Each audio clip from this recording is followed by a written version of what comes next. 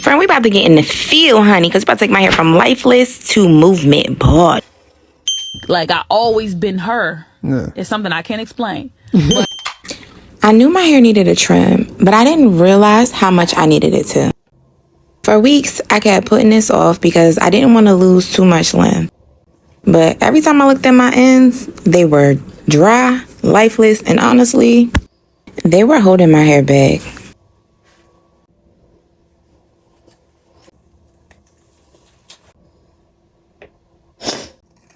That first snip is always the hardest. I just keep reminding myself that healthy hair will always grow back stronger. Amen. Won't he do it? Hallelujah. Bye bye. Bye bye hair. This might sound dramatic, but with every cut, I felt like I was letting go of more than just the split ends, honey. It felt like I was releasing stress that I've been carrying. Let it talk, Jesus. Won't he do? Watching those damaged ends fall away felt like, ooh, freeing, honey.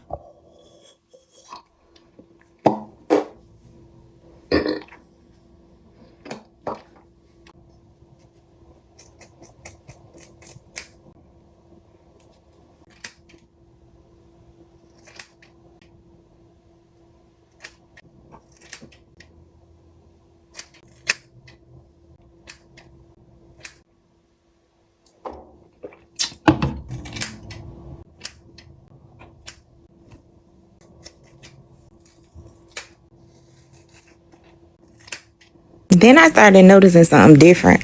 My hair wasn't just shorter. It had movement again. It had a shape, honey. It looked alive.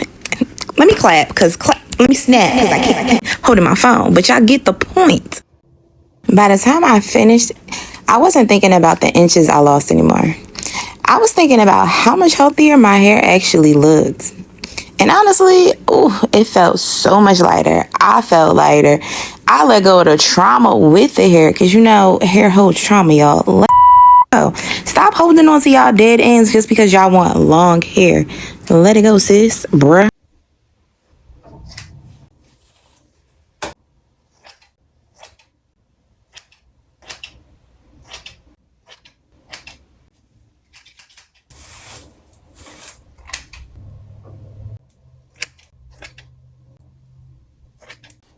I am honestly overjoyed that I took this cut into my own hands and released all of the dead ends, all of the trauma. And honestly, I felt amazing. And my shape, it ain't professional, but it was good enough for me. And that's all that matters. So sis, bro, let it go. Let God have it. And until next time. Give them party, party.